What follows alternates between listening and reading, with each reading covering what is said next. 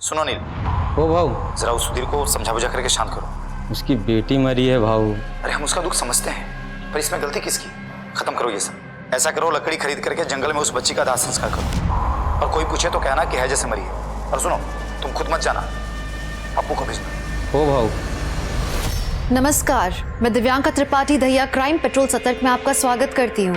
अभी अभी आपने जो ऑडियो क्लिप सुनी, वो ऑडियो क्लिप किसकी थी? वो कौन लड़की थी जिसकी मौत हुई थी, और उसकी मौत का राज क्या था? आखिर वहां हुआ क्या था?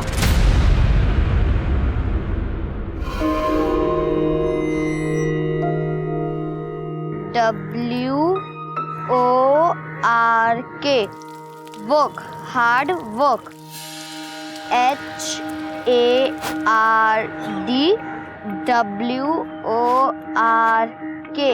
Hard work. ये क्या होता है? अरे अम्मा देखो, हार्ड माने कड़ा और वर्क मतलब काम। कड़ा काम, मेहनत वाला काम जो तुम करती हो। तो ये बात अपने पापा को बोल कि हम कितनी मेहनत वाला काम करते हैं, वो हार्ड वाला। अरे अम्मा, अगर हम पापा को कुछ कहने जाते हैं ना, तो वो उल्टा हमें काटने आते हैं। धत, बाप है तुम्हारे, ऐसे नहीं बोलते। सॉरी। जन दे छठी मैया प्रात दर्शन दे। अम्मा, तुम्हें छठी मैया का गाना बहुत पसंद है ना? हाँ, बहुत पसंद। जैसे तुमको ये रेडियो सुनना पसंद है ना, हमको हमारा लोकगीत संगीत बहुत पसंद है। अब रोजी रोटी के चक्कर में बिहार छोड़ दी तो क्या, अपने रीति रिवाज भी छोड़ देंगे? सच्चे मन से आदमी जो भी मांगे ना, छठी मैया जरूर देती है। अच्छा अम्मा, तुम छठी मैया से क्या मांगती हो? बताओ ना अम्मा। सूप कितने का? 40 रुपये का भैया। ठीक है, 2 दे दो। ये लीजिए। ठीक।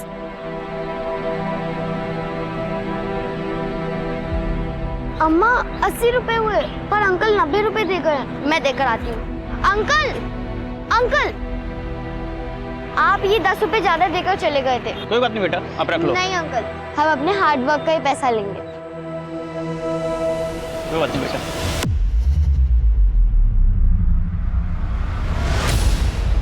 काहे गई थी वहाँ?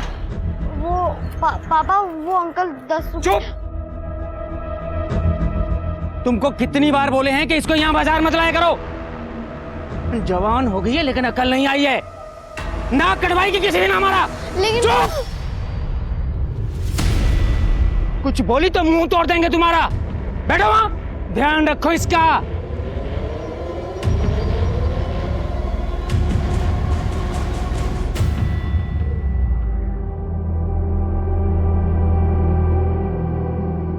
अम्मा, पापा हमसे प्यार नहीं करते ना?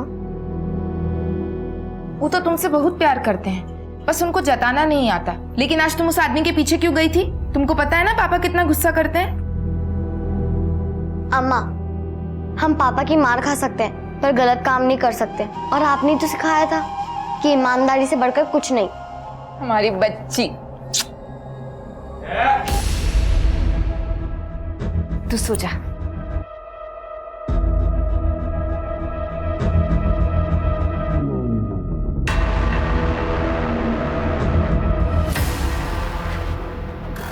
आप राशि को बात बात पर डांटा मत कीजिए, बच्ची को बुरा लगता है। आप सुन रहे हैं ना हम क्या कह रहे हैं?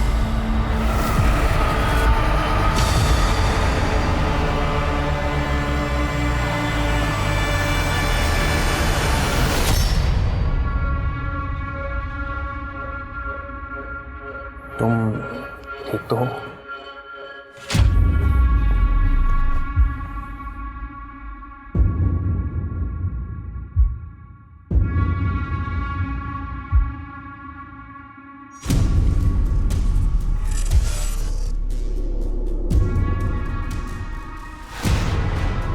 ये क्या कर रहे हैं आप? छोड़िए हमें। अरे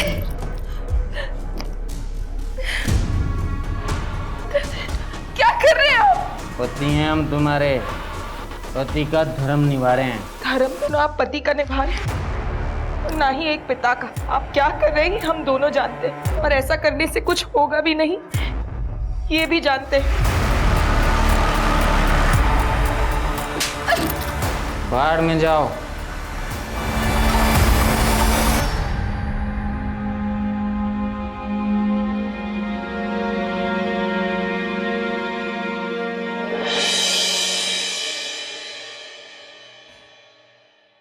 अरे रोज से नाटक है तुझं?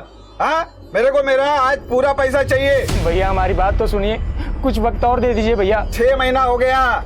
भैया काम धंधा एकदम ठप पड़ा है। कामकाज ठप पड़ा है तो शाम को दारू पीने के लिए पैसा कहाँ से आता है? एक नंबर का घटिया आदमी है तू। अंकल, आप हमारे पापा से बदतमीजी से बात क्यों कर रहे हैं? ए, तेरे पापा को तो मैं जूता मार के भी बात कर सकता हूँ। चल बाहर निकल ऐसे। चल निकल भैया, चल चल। नहीं भैया, नहीं भैया, बच्ची को माफ कर दीजिए भैया। भैया आप हमें ऐसे निकाल देंगे तो हम कहाँ जाएंगे? बस आप हमें 1 हफ्ते का वक्त और दे दीजिए, हम आपका सारा पैसा वापस कर देंगे। 1 हफ्ता? हाँ, उसके बाद एक भी दिन नहीं। और हाँ, अपनी बेटी को जरा समझा कि ज्यादा ना उड़े, वरना उड़ने वालों के पर कतरना अच्छे से आता है हमें।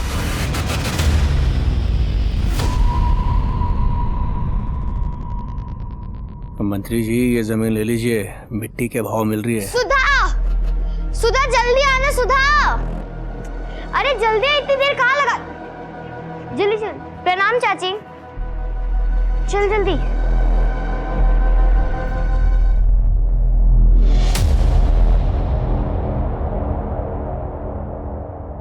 कुमुद, सुधा को समझा, राजा रंग पे शासन करता है, दोस्ती नहीं करता। दोस्ती बराबर वालों से होती है। बच्ची है वो। बच्ची है इसलिए तुम्हें बोल रहा हूं उसे समझाने के लिए, नहीं तो मैं अपने तरीके से उसे समझा देता। हाँ?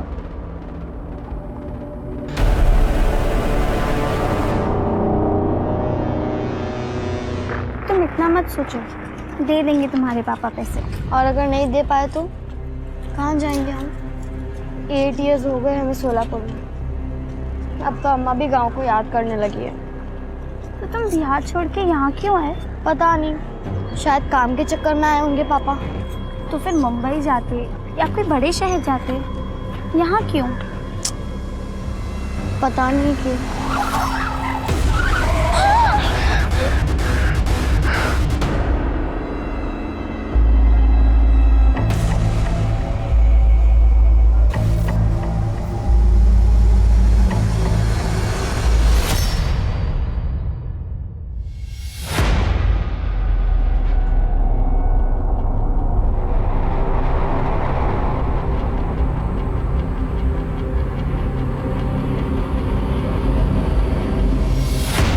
अरे तेरे को समझ में नहीं आ रहा क्या? इधर उमेश भाई का मंच लगेगा। अरे ऐसा मत कीजिए भैया, ये हमारी रोजी रोटी है। या एक घुमा के। ये क्या हो रहा है? हाँ, ये उमेश भागवत के लोग हैं, कह रहे हैं कि यहाँ पर स्टेज बनेगा छठ पूजा के लिए। अरे नहीं भैया, गरीब आदमी है, भूखे मर जाएंगे। तू घर पे जा, तू घर पे जा। जाएंगे। अरे नहीं भैया, अरे हमारी छोटी सी बच्ची है भैया। अरे नहीं भैया, अरे भैया,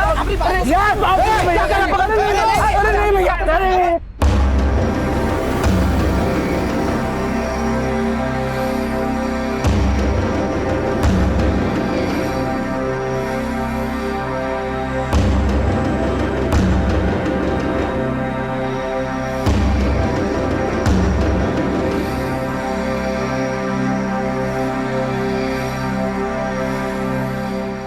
फोन उठाओ ना, क्यों नहीं उठा रही हो फोन? पता नहीं वहाँ सब ठीक है कि नहीं।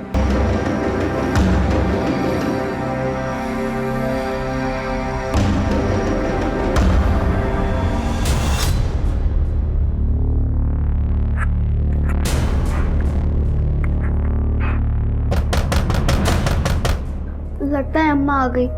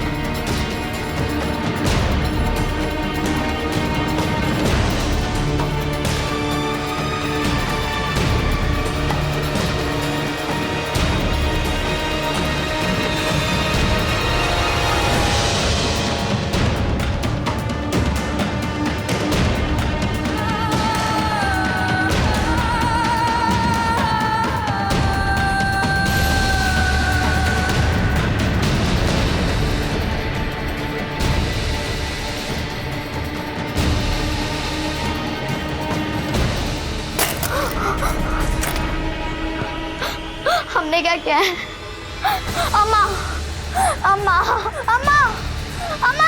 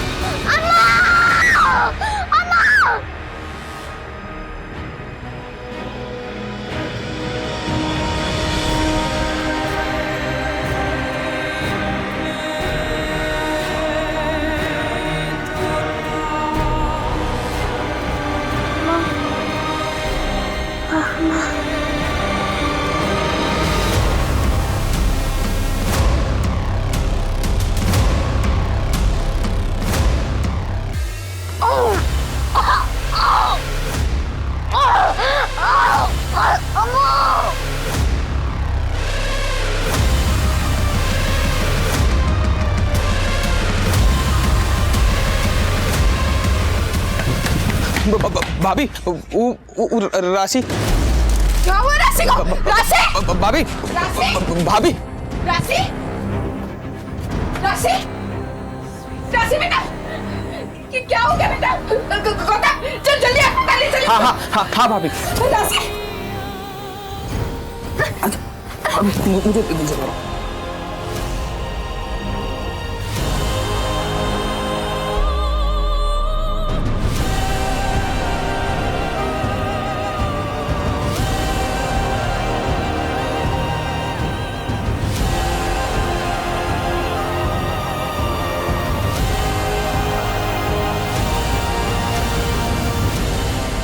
ऑपरेशन डॉक्टर साहब देखिए ना मेरी बच्ची को क्या हो गया। डॉक्टर साहब जल्दी देखिए ना।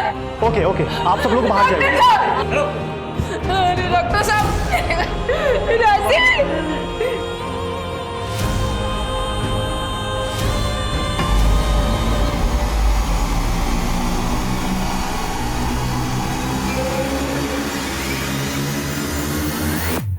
डॉक्टर साहब क्या हुआ मेरी बच्ची को?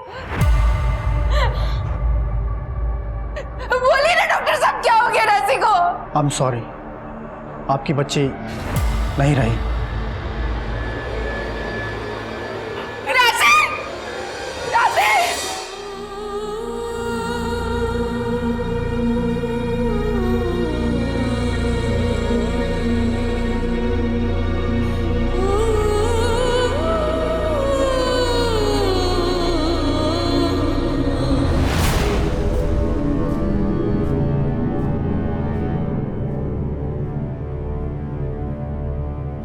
हेलो, ऐसा नहीं हो सकता साहब, आपसे जरूर कोई चूक हुआ है। देखिए, हमसे कोई चूक नहीं हुई है। आपकी बच्ची की मौत है जैसे ही हुई है। नहीं साहब, आप समझाइए ना इनको। अरे ऐसे होते तो मैं भी बिजी इधर, मेरी बात तो मानिए। उल्टी होती क्या हो रहा है इधर? देखिए सर, मैंने आपको बुलाया। इनकी बच्ची की मौत है जैसे हुई है, लेकिन ये मेरी बात मानने को तैयार ही नहीं है। कोई जांच पड़ताल की है? ऐसे ही बोल दिया। हाँ सर, रिपोर्ट है ना, आप रिपोर्ट पढ़िए। ये मैं बोल रहा है ना, मैं बिजी अभी आता हूँ थोड़ी देर में। रिपोर्ट में तो सही लिखा है। एक काम करो, बच्ची की लाश सीने दे दो, क्रियाक्रम कर देंगे। नहीं नहीं साहब, हमारी बच्ची को हैजा नहीं था। रिपोर्ट में तो ये लिखा है मैडम, और जब डॉक्टर कह रहे हैं तो सही बात होगी। अरे बोला ना मैं आ रहा है। अब एक काम करो, बॉडी हैंड ओवर कर दो। जी सर, ठीक है साहब अरे बोला ना तेरे को भाई।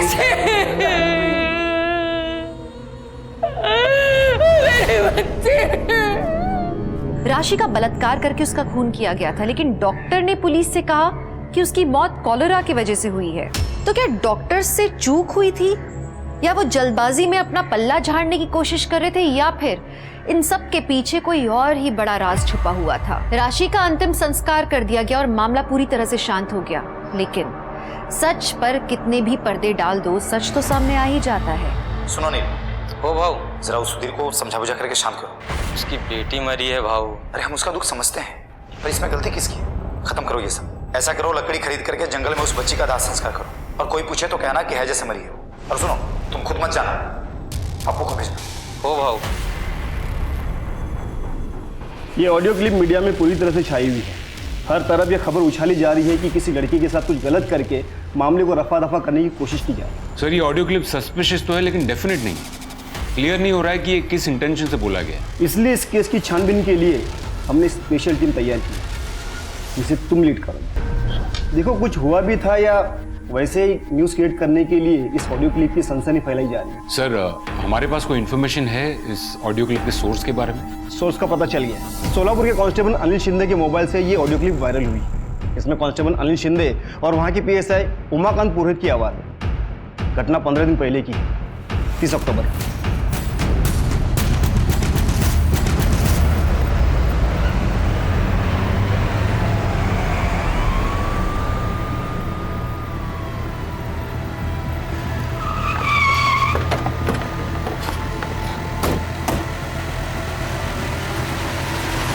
सुनो नील, हो भाऊ, जरा उस सुधीर को समझा बुझा करके शांत करो। उसकी बेटी मरी है भाऊ। अरे हम उसका दुख समझते हैं, पर इसमें गलती किसकी है? खत्म करो ये सब। ऐसा करो, लकड़ी खरीद करके जंगल में उस बच्ची का दाह संस्कार करो, और कोई पूछे तो कहना कि है जैसे मरी है। और सुनो, तुम खुद मत जाना, पप्पू को भेजना। हो भाऊ। ये तुम दोनों की आवाज है ना? सर ये मेरी ही आवाज है, पर मुझे तो एक बात समझ में नहीं आ रही है कि इसमें ऐसा मैं क्या गलत कह रहा हूँ। अगर गलत नहीं कह रहे हो तो मीडिया को ऐसा क्यों लग रहा है कि किसी को मार कर केस को रफा दफा करने की कोशिश की गई है? सर कुछ रफा दफा करने की कोशिश नहीं की गई। मैं खुद अस्पताल गया था, बच्ची की लाश को भी मैंने देखा था, है जैसे मरी थी वो। ये देखिए साहब, डॉक्टर की रिपोर्ट। बच्ची की फैमिली वाले डॉक्टर से लड़ रहे थे, डॉक्टर ने हमसे ऐसा बोला, तो मैंने डॉक्टर को बोला कि बच्ची की लाश को फैमिली को सौंप दो। और ये लकड़ी पहुंचा के बच्ची को जलाने की बात? वो क्या है ना साहब, बच्ची के फैमिली वाले बहुत गरीब हैं, उनके पास खाने को भी पैसे नहीं थे। मैंने तो बस उनकी मदद की, दाह संस्कार का इंतजाम किया था बस। ये देखिए साहब, बच्ची के पिता ने खुद दाह संस्कार किया था। साहब कोई मामला रफा दफा नहीं किया गया। हम पुलिस वाले हुए तो क्या हुआ, दिल तो हमारे पास भी है ना साहब। बच्ची मरी थी उनकी, मैं तो बस उनकी मदद कर रहा था। कांस्टेबल अनिल शिंदे। हो सर। वो ऑडियो क्लिप तुम्हारी फोन से वायरल हुई थी, क्यों की थी वायरल? मैंने कुछ नहीं किया साहब, वो मेरे मोबाइल में अपने आप कॉल रिकॉर्ड हो जाते हैं। वो मेरा मोबाइल ख़राब हो गया था ना साहब, इसके लिए मैं वो बनाने के लिए दिया था दुकान में, तो वो मोबाइल बनाने वाले ने ही उसको वायरल कर दिया।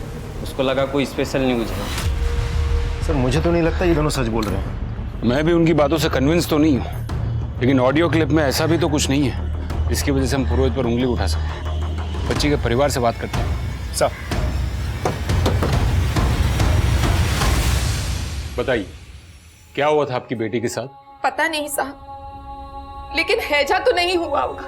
उस दिन राशि स्कूल गई थी, सूप और दलिया के फेरी के लिए भी गई थी, और अगर वो बीमार होती तो हमको तो पता होता ना। आप में से किसी से उसने कुछ कहा था? कुछ कहा तो नहीं था साहब। सर उस दिन बाजार में सबके दुकान और ठेले टूट रहे थे, राशि वहाँ पर आई थी। मुझे लगा शायद उसको कुछ लग जाएगा, तो हमने भेज दिया था उसको घर पे। एक बात बताइए, उसका क्रियाक्रम आपकी मर्जी से हुआ था या फिर कोई जोर जबरदस्ती की गई? गरीब की मर्जी का कोई मान होता है क्या साहब? हमारा मकान मालिक हमारे सर पर खड़ा था।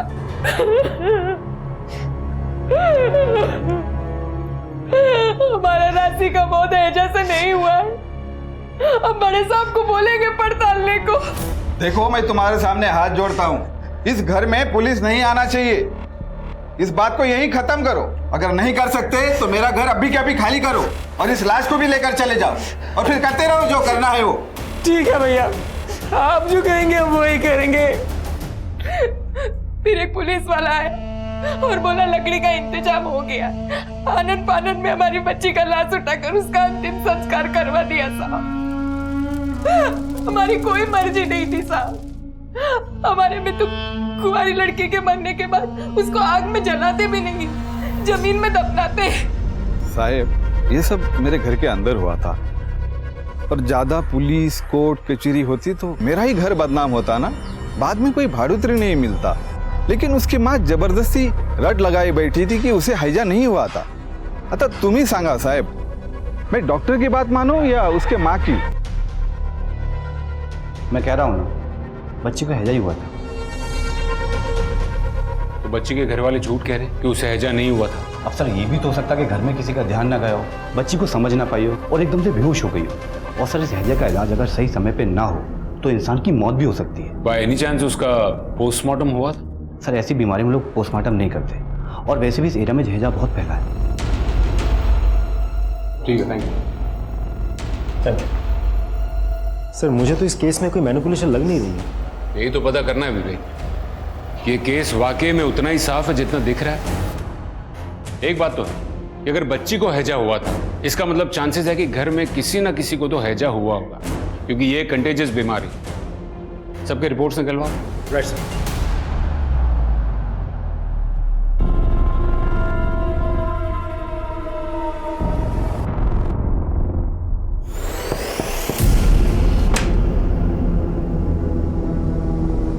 तुम फिर पी कर आए हो? चलना। प्रभात, जिंदगी बर्बाद करके रख दी है तुमने मेरी। पूरा दिन कमर तोड़ मेहनत करती हूँ मैं, लेकिन तुम पूरा दिन शराब पी के ना पता नहीं कहाँ मुंह मारते फिरते हो। चे चे चे, घर में घुसाने की तेरी चक शुरू हो जाती है। चे। प्रभात, प्रभात, मुझे तुमसे बात करनी है प्रभात।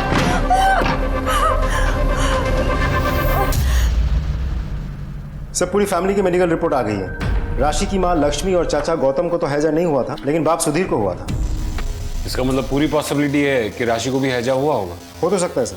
वैसे भी बच्चे साफ सफाई के साथ कहाँ रहते हैं। आप एक्सक्यूज मी सर।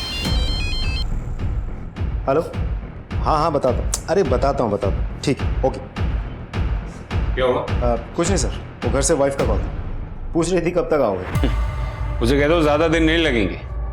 वैसे भी मुझे यहाँ केस ही नजर नहीं आ रहा है। सही कह रहे सर।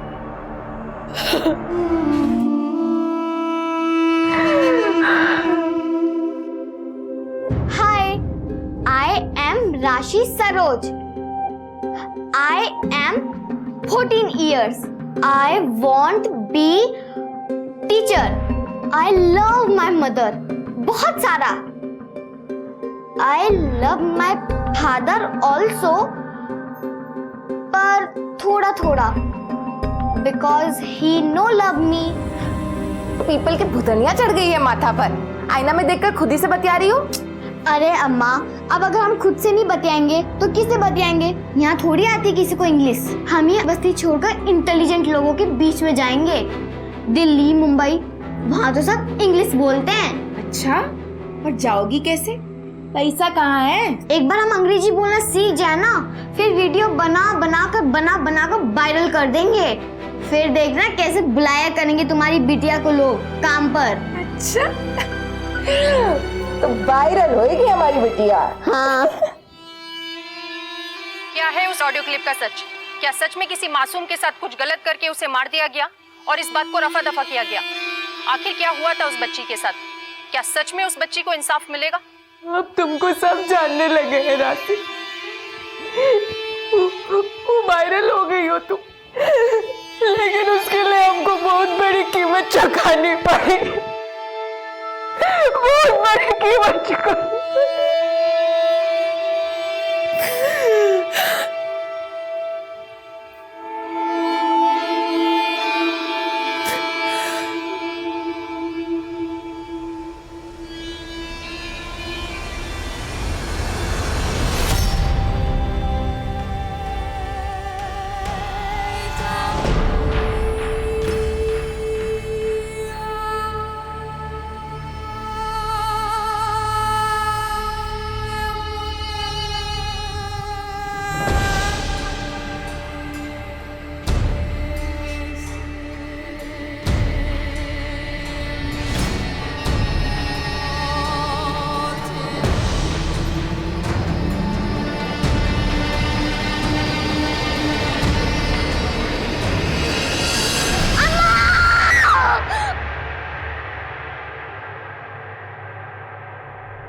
साहब, कुछ पता चला हमारी बच्ची के साथ क्या हुआ था साहब? देखिए, अब तो हमें भी ऐसा लग रहा है कि राशि को हैजा ही हुआ था, और तो और आपके पति को भी हैजा हुआ था। हमको नहीं पता साहब, लेकिन हमारा मन नहीं मान रहा है। हमको ऐसा लगता है कि हमारी बच्ची के साथ कुछ तो गलत हुआ था। देखिए लक्ष्मी जी, मैं आपकी भावनाओं को समझ सकता हूँ, लेकिन पुलिस अपनी तहकीकात सबूतों के आधार पर करती, और अब तक हमें जो भी सबूत मिले हैं वो इसी तरफ इशारा करते हैं कि राशि की मौत हैजा से ही हुई थी। हम जानते हैं आप लोग बहुत व्यस्त रहते हैं। राशि के बारे में छानबीन करने के अलावा भी दुनिया भर का काम पड़ा है आपके पास, लेकिन साहब हमारी तो एक ही बच्ची थी ना, हमारी राशि तो वापस नहीं आएगी ना साहब। अगर हमें ये पता चल जाए कि उसके साथ हुआ क्या था तो कम से कम मरने के वक्त हमारी सीढ़ी पर कोई सवाल का बोझ तो नहीं रहेगा ना साहब। अब आपके हाथ जोड़ते हैं साहब, आप जांच कीजिए साहब।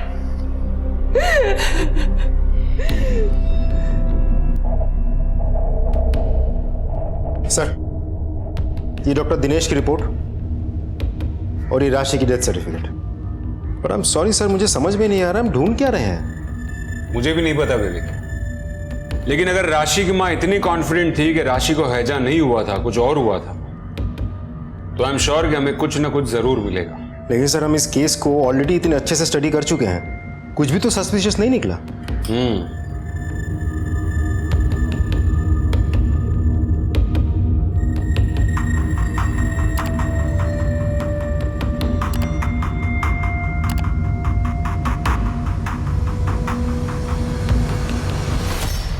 विवेक। Yes sir. विवेक, ये डॉक्टर देखो, ये हॉस्पिटल के काफी फोटोज में दिख रहा है। ऐसा लग रहा है जैसे राशि का केस इसी के अंडर में था। लेकिन उस दिन हॉस्पिटल में ये डॉक्टर तो नहीं दिखा था हमें। तो वाकई में हॉस्पिटल में नहीं था या फिर जानबूझकर हमसे छुप रहा था? इसके बारे में पता करो। सर, ये तो डॉक्टर मनीष है। डॉक्टर मनीष अभी कहाँ मिलेंगे ये? अभी यहाँ पर काम नहीं करते ये, कुछ 15 दिन हो गए इनको नौकरी छोड़े हुए।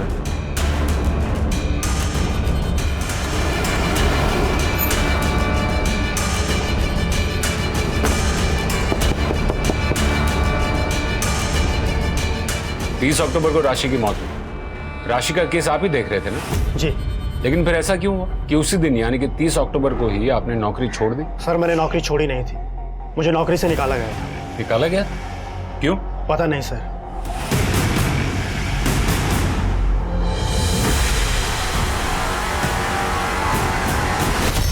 क्या करो मनीष? सर मुझे लगता है बच्ची के साथ। तुम जाओ, मैं देख लूंगा। लेकिन सर। मनीष, मैंने कहा ना तुम जाओ।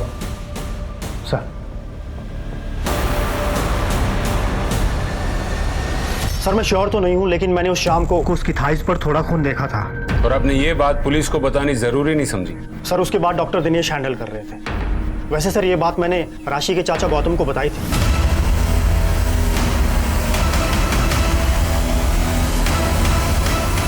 और उसी शाम को डॉक्टर दिनेश ने मुझे नौकरी से निकाल दिया। ठीक है, जरूरत पड़ी तो फिर से आपसे कांटेक्ट करेंगे। लेकिन सर गौतम ने हमें सब कुछ क्यों नहीं बताया?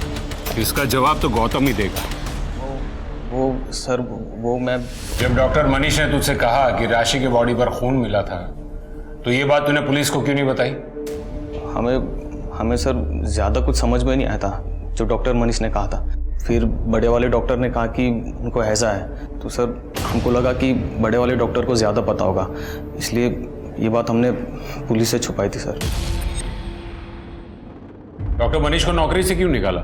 सर डॉक्टर मनीष लापरवाह था, मैंने कई बार उसे वार्निंग दी, लेकिन उसकी लापरवाही में कोई फर्क नहीं पड़ा। अब ऐसे डॉक्टर की वजह से मैं अपने पेशेंट की जान खतरे में नहीं डाल सकता था, तो नौकरी से निकाल दिया उसे। भाई ये सब राशि के केस के चक्कर में तो नहीं किया? सर मैंने आपसे पहले ही कहा है, उसे हैजा हुआ था। डॉक्टर मनीष ने तो कहा था कि उसने राशि की बॉडी पर खून देखा था। हाँ सर था, वो बच्ची का महीना चालू था सर। राशि ने तो हमको नहीं बताया था साहब कि उसका महीना चल रहा था। अगर ऐसा होता तो हमें तो पता होता, उसको उन दिनों बहुत दर्द होता था। आप यकीन के साथ ये बात कह सकती? यकीन के साथ तो नहीं कह सकते। राशि की बॉडी घर में कहाँ मिली थी? घर के पीछे वाले हिस्से में साहब।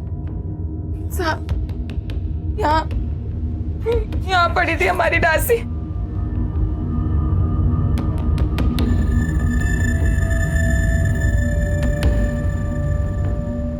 राशि की आपकी किसी से कोई दुश्मन? गरीब की दुश्मन तो उसकी गरीबी होती है साहब। हमारी राशि तो बहुत मिलनसार थी साहब।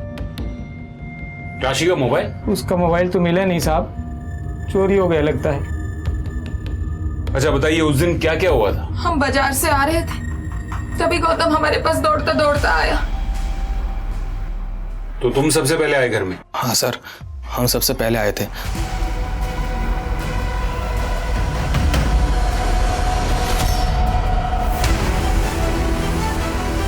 राशि राशि राशि राशि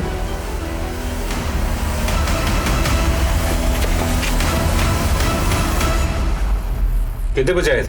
2:15 बजे सर, हमें याद है। उसके पहले हमने किसी को फ़ोन किया था, तो उसके बाद हमने मोबाइल चेक किया था। 2:15 बज रहे थे। और आप उस वक्त कहाँ थे? मंच बनाने के लिए उमेश भागवत के लड़का लोग हमारा ठेला तोड़ दिए। हमें कुछ भी समझ नहीं आ रहा था साहब, तो हम पीने के लिए ठेके पर चले गए। राशि के बारे में हमें बाद में पता चला। विवेक सर, फॉरेंसिक टीम को बुलाओ। राइट।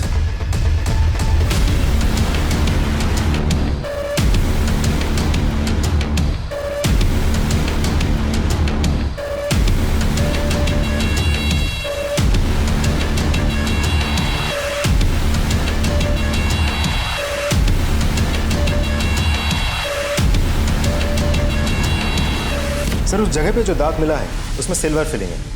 लक्ष्मी का कहना है कि राशि के दांत में कीड़े लगने की वजह से उसमें चांदी भरवाई गई थी। और जो नाखून मिला है उस पर वही नेल पेंट लगा है जो उस दिन राशि ने लगाया था। ये नाखून और दांत को डीएनए टेस्ट के लिए भेजो और पता करो कि ये राशि के हैं या नहीं। सर, आपको सच में ही लगता है कि राशि के साथ सच में ही कुछ गलत हुआ होगा? पक्के से नहीं कह सकते विवेक, क्योंकि घर के जिस हिस्से में वो लाश मिली थी वहां ज्यादा साफ सफाई होती नहीं। ऐसा भी हो सकता है कि ये दांत और नाखून पहले कभी टूट कर गिरे हो। एक और बात सर, क्राइम सीन में हमें ये बटन भी मिला है, लेकिन घर वालों का कहना है कि इस बटन के बारे में किसी को कुछ नहीं पता। विवेक, ऐसा भी हो सकता है कि कोई घर पर आया था और उसका बटन ये टूट कर गिरा होगा। इस सब से कुछ साबित नहीं होता, कुछ भी हो सकता है। एक काम करो, राशि के बारे में सारी डिटेल्स निकालो, उसके दोस्तों से बात करो, आस पड़ोस में सबसे बात करो। Right sir. साहब जी, अच्छा हुआ बच्ची मर गई, वरना उसका बाप ही उसे मार डालता। रोज मारपीट करता था। सुधा बेटा, एक बात बताओ, राशि का कोई बहुत क्लोज फ्रेंड, कोई बहुत अच्छा दोस्त, कोई बॉयफ्रेंड, ऐसा कोई भी जिसके साथ वो बहुत ज़्यादा समय बिताया करती थी?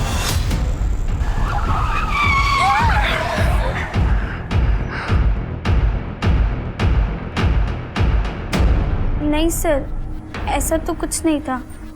उसके साथ किसी की कोई दुश्मनी, कोई अनबन, कोई झगड़ा हुआ हो?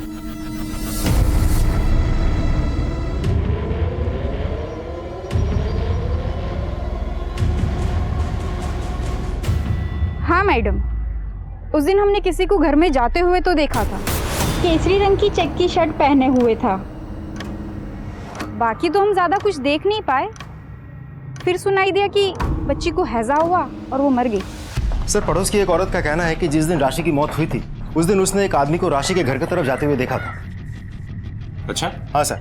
सर, उस औरत ने उस आदमी की शक्ल तो नहीं देखी, लेकिन इतना बताया था कि उस आदमी ने केसरी कलर की शर्ट पहनी थी, चेक शर्ट। और कुछ? सर, आसपास में सभी का कहना है कि लड़की का बाप लड़की को ज्यादा पसंद नहीं करता था। आए दिन लड़ाई झगड़ा मारपीट ये सब होती रहती थी। ये बाप की कुंडली निकालो सर। और बच्ची के मोबाइल के बारे में कुछ पता चला? सर, उसके मोबाइल को मैंने ट्रैक करके कॉल रिकॉर्ड्स निकालने के लिए कह दिया है। एक और बात सर, उस बच्ची के मोबाइल से एक वीडियो वायरल हुई थी उसके स्कूल टीचर की। मैं दिखाता हूँ सर, ये देखिए sir. KNOT Connaught, APPLE apply. Sir, इस वीडियो के वायरल होने के बाद स्कूल टीचर की बहुत बदनामी हुई थी। इसे स्कूल से भी निकाल दिया गया था। हाँ सर, राशि ने वीडियो बना के वायरल कर दिया था। तो गुस्सा तो बहुत आया होगा नहीं? हाँ सर, आया था, फिर शांत हो गया क्योंकि राशि ने खुद आके मुझसे माफ़ी मांग ली थी। सॉरी सर, हमें नहीं पता था कि हमारी वजह से आपकी नौकरी चली जाएगी। वो वीडियो तो हमने सिर्फ मजाक में बना दिया था सर। नहीं राशि, इसमें तुम्हारी कोई गलती नहीं, ये सारी गलती हमारी है। अरे जो हम खुद नहीं जानते वो बच्चों को कैसे पढ़ा लिखा सकते हैं, और हम वही करेंगे जो हम अच्छे से कर सकते हैं। मैं क्या करता सर, बेरोजगारी इतनी बढ़ गई थी सर कि मैंने जुगाड़ लगा के टीचर की नौकरी की सर। मेरे पास कोई काम नहीं था।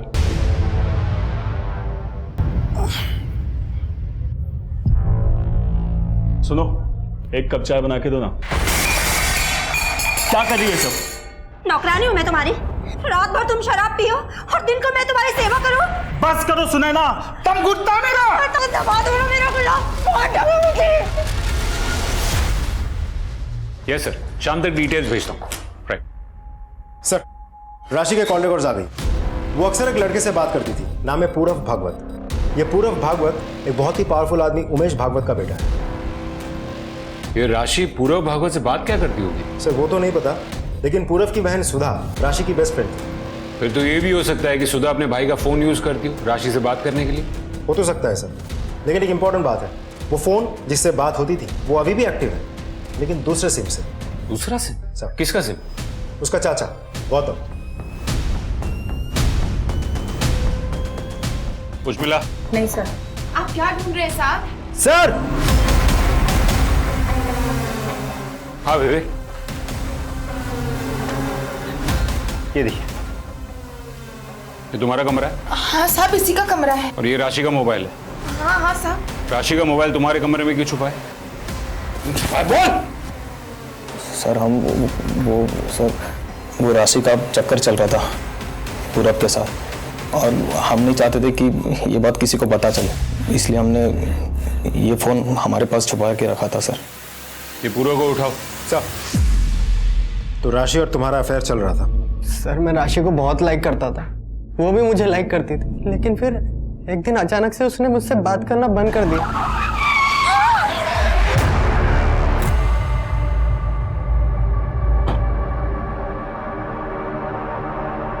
मैं तुमसे प्यार करता हूँ, ये तुम्हारे लिए। तुम समझते काहे नहीं? पहले ही पापा हमारी शादी के पीछे पड़े हुए हैं, बड़ी मुश्किल से अम्मा उन्हें रोक रही है। अगर उन्हें हमारे बारे में पता चला तो फिर वो अम्मा की भी नहीं सुनेंगे। चल सुधा। तो कहीं गुस्से में तुमने ही तो। सर, मैं राशि से बहुत प्यार करता था, उसे कोई परेशानी ना हो इसलिए मैंने उससे बात करना बंद कर दिया था। मैंने सोचा था कि वो खुद मेरे पास आएगी, लेकिन ये नहीं सोचा था कि वो मुझसे इतनी दूर चले जाएगी। उमेश जी, आपको पता था कि आपके बेटे पूरब का अफेयर राशि के साथ चल रहा था? नहीं, मुझे अगर पता होता ना तो मैं खुद उसे मरवा देता।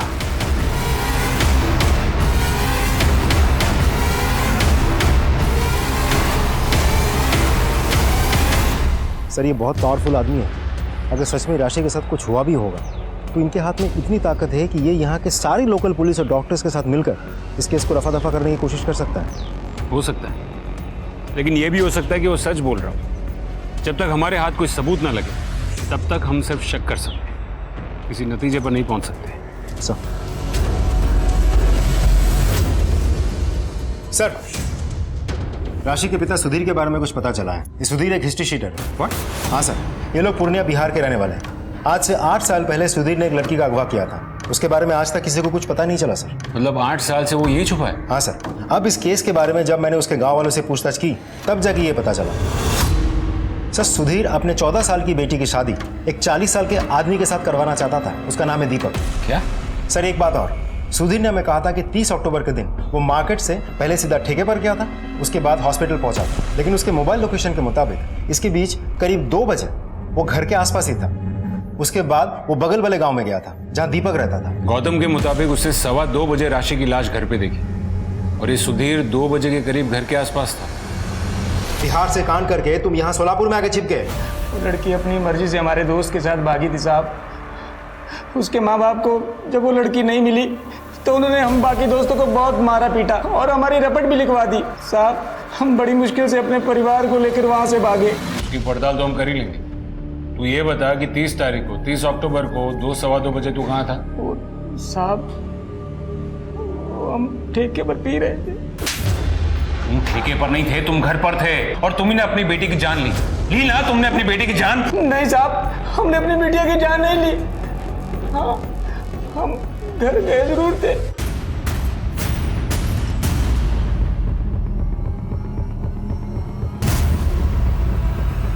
साहब, हम राशि की कुंडली लेकर सीधा दीपक बाबू के पास गए शादी की तारीख पक्का करने। एक 40 साल के आदमी के साथ अपनी 14 साल की छोटी बच्ची की शादी करवाना चाहते थे तुम? घर में एक फूटी कौड़ी भी नहीं थी साहब, और दीपक बाबू बहुत पैसे वाले थे। राशि के बदले 50,000 देने को तैयार थे, पर लक्ष्मी हमें बार बार रोक रही थी साहब। अगर आपने ऐसा कुछ भी किया ना तो हम अपनी जान दे देंगे। अच्छा, जान देकर क्या होगा? अरे कम से कम शादी तो रुक जाएगी। अब हमारे बच्चे की शादी नहीं होती कहते थे हम। आप ऐसी बातें मत कीजिए, समझे? भूल जाइए इस बारे में। हमको पता चला कि तू अपनी बेटी से बहुत नफरत करता था, उसे मारता पीटता था। हमें बेटा चाहिए था साहब। लोग हमें नामर्द कहते थे कि बेटा बेटी औरत की वजह से नहीं, मर्द की कमजोरी की वजह से होता है साहब। हम किसी को कुछ भी नहीं कह पाए। हम तो अभी भी कोशिश कर रहे थे कि हमारा बेटा हो, पर हमारे बीवी की बच्चादानी खराब थी, वो बच्चा नहीं कर सकती थी। पर हम अपना सारा गुस्सा, सारी नफरत अपनी राशि पर निकालते थे साहब।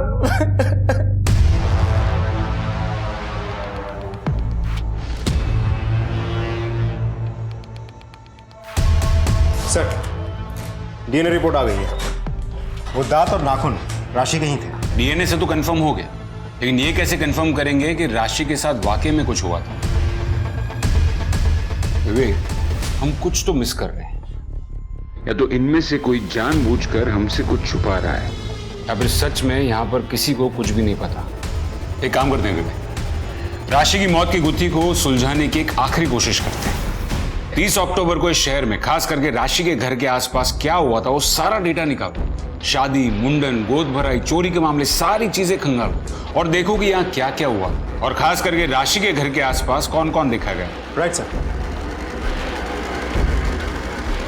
सर, राशि के मोबाइल से कुछ रिलेटेड मैसेज रिकवर किए गए हैं। हमको चुम्मा दोगी? बहुत अच्छी लगती हो तुम हमको। कभी मेरे साथ एक रात गुजारो। ये मैसेजेस पूर्व के नंबर से आए? नहीं सर, राशि के चाचा गौतम के नंबर से। सर मुझे माफ कर दीजिए सर, राशि मुझे अच्छी लगती थी सर। हो सकता है कि राशि की माँ लक्ष्मी जो कह रही थी वो सच हो सकता है कि वाकई में राशि के साथ बहुत बुरा हुआ हो, और वो बुरा तूने ही किया हो। वो तूने ही राशि का रेप करके उसको मार डाला। मैंने उसको नहीं मारा सर, मैंने नहीं मारा सर उसको। तब तक इसकी ठुकाई करो जब तक सच अपने आप इसके मुंह से निकलने ना लगे। पुलिस ने गौतम से कड़ी पूछताछ की, लेकिन वो ये मानने को तैयार नहीं था कि उसने कुछ भी किया। पुलिस ने गौतम, सुधीर और पूरब की अच्छे से छानबीन भी की, लेकिन उनके हाथ कुछ नहीं लगा। राशि की मौत के 4 महीने बीत चुके थे, लेकिन कोई कामयाबी नहीं मिली थी पुलिस को। उन्हें लगा था कि राशि का केस पुलिस फाइल्स में कहीं खो कर रह जाएगा, लेकिन कुछ ऐसा हुआ जिसने छानबीन को एक नई दिशा दे दी। सर, 30 अक्टूबर के दिन भर का डेटा निकाला, बाकी सब कुछ तो नॉर्मल था, लेकिन उस दिन यहाँ सोलापुर में एक आदमी पकड़ा गया था, नाम है प्रभात। ये प्रभात 29 अक्टूबर को अपनी वाइफ का मर्डर करके उसके बॉडी के 8 टुकड़े करके अलग अलग जगह डंप कर रहा था। यहाँ सोलापुर से भी उसके बॉडी के 3 टुकड़े बरामद किए गए थे। फिर पुलिस ने उसे सोलापुर हाईवे के पास से गिरफ्तार किया। तो सर, प्रभात अपनी वाइफ के बॉडी के टुकड़े जहाँ डंप कर रहा था वो राशि के घर के पास ही है, और जिस वक्त वो डंप कर रहा था उसी वक्त राशि की मौत हुई। सिर्फ अपनी बीवी का खून किया था या किसी और का भी? मेरी बीवी को मारने में बहुत देर कर दी मैंने। इतना चकचक करती थी, दिन रात का लड़ाई झगड़ा, तंग आ गया था, इसलिए मार दिया। और किसी को क्यों मारूंगा साहब? जब तुम अपनी बीवी के शरीर के टुकड़ों को दफना रहे थे, उसी वक्त उसी एरिया में एक और लड़की की मौत हुई थी। ये कोई इत्तेफाक नहीं हो सकता। साहब, मैंने एक बच्ची की मौत के बारे में सुना था, और हाँ साहब, आप इसे इत्तेफाक समझो या कुछ और, लेकिन उस टाइम पर मैं वहीं था। लेकिन उस बच्ची को मारने में मेरा हाथ नहीं साहब। जब मैं एक टुकड़ा बच्ची के घर के पीछे वाले जंगल में दफनाने गया था, तो वहाँ पर एक गाड़ी देखी थी बच्ची के घर के पास में। वाइट कलर की एसयूवी कार थी। विवेक, ये वाइट एसयूवी के बारे में पता करो और देखो कि उस दिन उस एरिया में ऐसी कौन सी एसयूवी थी। Right sir.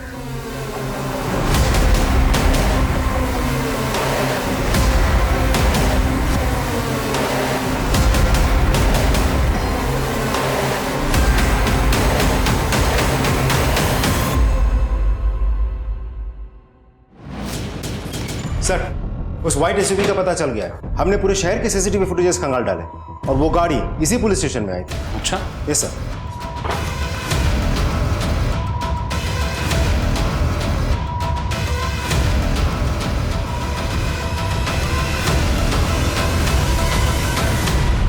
किसकी है ये? सज्जन सिंह, पुणे में रहता है, उमेश भागवत का खास है। सर, आपको मैं कुछ और भी दिखाना चाहता हूँ। ये देखिए सर, इस गाड़ी के यहाँ आने के 10 मिनट बाद ही पुरोहित बाहर निकलता है केसरी कलर की चेक शर्ट पहन के, और आधे घंटे बाद जब वापस लौट के आता है, ये देखिए, तब तक उसकी शर्ट बदल चुकी होती है। पुरोहित?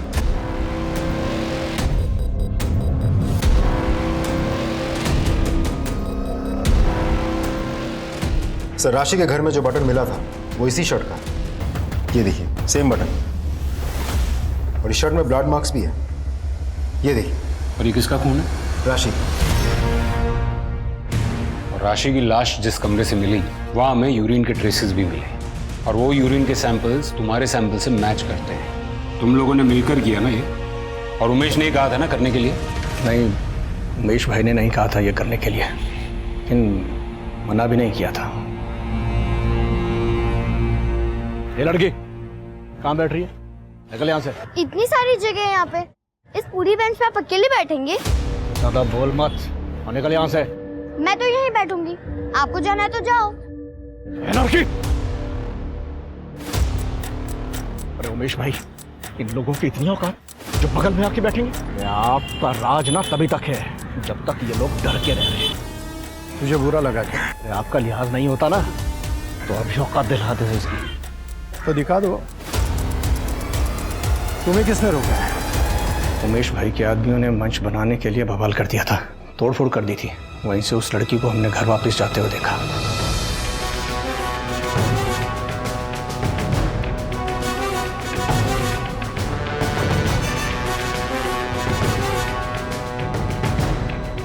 वहां से हम सीधे थाने आए और पुरोहित को सब कुछ बताया। अरे तुम लोगों को बच्ची को जिंदा छोड़ना ही नहीं चाहिए था, तो कोई बात नहीं, टेंशन नहीं लो, मैं संभालेगा, ठीक है?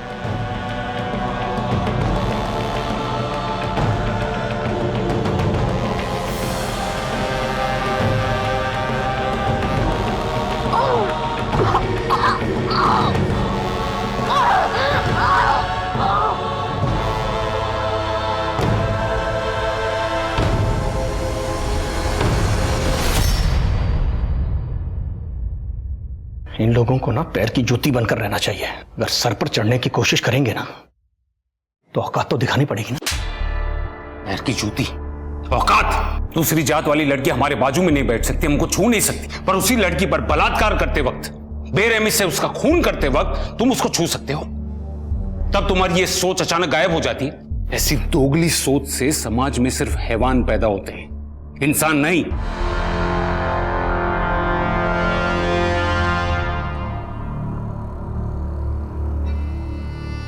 माना जाता है कि आज से 6 लाख साल पहले मानव का विकास शुरू हुआ था, इवोल्यूशन हुआ था।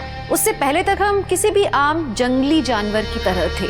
फिर धीरे धीरे हमें ये समझ आया कि अगर हमें अपने अस्तित्व को बचाना है तो समाज का निर्माण करना होगा, जहां ताकतवर कमजोरों की बाकी जानवरों से रक्षा करेंगे, सब आपस में एक दूसरे का ख्याल रखेंगे। सोचिए, हम जब जानवर के स्तर पर थे तो हमने इंसान बनने के लिए कितनी बड़ी बात सोची, और आज लाखों साल बाद हम में से कितने हैं जो इंसान होकर भी जानवर जैसी सोच रखते हैं। ये कहानी किसी एक राशि की नहीं है, बल्कि ये उन सब मासूम बच्चियों की है जो किसी न किसी शक्तिशाली इंसान के हाथों शोषण का शिकार बन जाती हैं। अगर किसी के पास शक्ति है तो उसे उसका इस्तेमाल करना चाहिए समाज की भलाई के लिए, न कि समाज को गर्त में धकेलने के लिए। इसी के साथ मैं दिव्यांका त्रिपाठी दहिया लेती हूँ आपसे विदा। आप देखते रहिए क्राइम पेट्रोल सतर्क। सतर्क रहिए, सुरक्षित रहिए, अपना ख्याल रखिए। जय हिंद।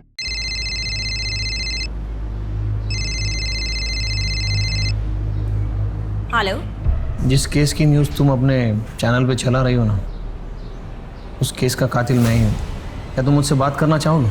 हाँ हाँ, 1 मिनट, आप बस लाइन पे रहिए। मैंने आवाज से 2 बार उसके सर पर वार किया। आवाज सुनकर औरत भी जाग गई और मैंने उसे भी मारा और उसके साथ बलात्कार किया। मैं 3 घंटे तक उस घर में था। मैंने कपड़े भी घेरे, खाना फैलाया और पूरा घर तहस नहस कर दिया। और ये बेवकूफ़ पुलिस वाले मुझे छोड़ सोरी गैंग को ढूंढते रहे। तुम लोगों को क्या लगता है ये ऐसी निकम्मी पुलिस तुम लोगों की रक्षा करेगी?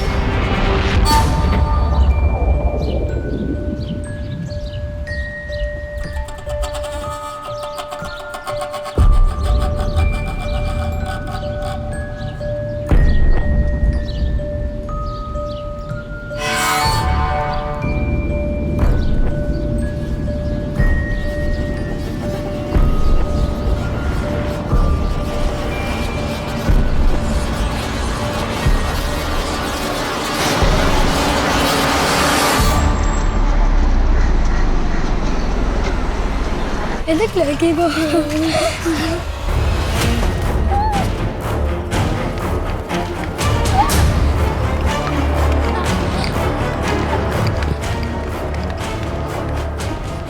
वो लड़की को देख कैसे भाग रही थी।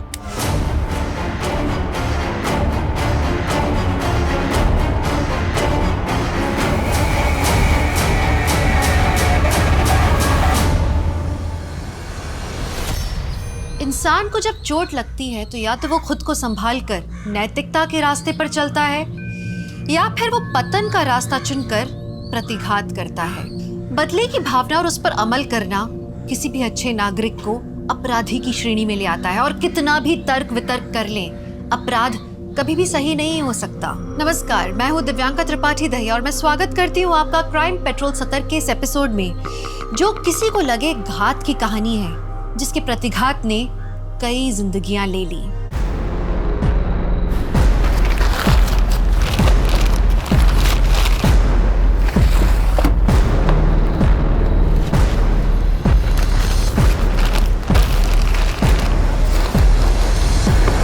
राजू भैया जी चल, और मुन्ना को बोलना रास्ते में रुके नहीं कहीं। भैया टेम्पो निकल रहा है क्या?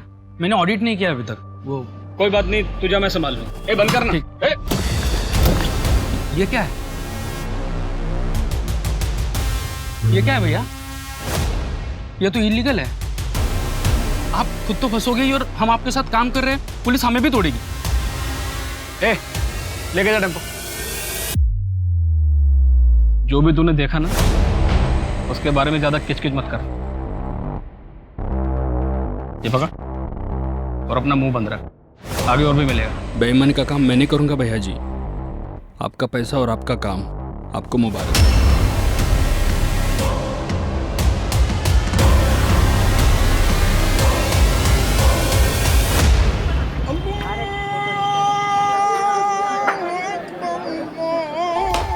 अरे वाह गीता बेटा,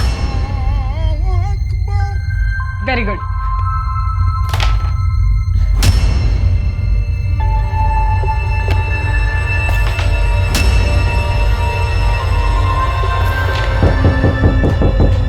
खेलो, मैं आती हूँ। आई पीछे।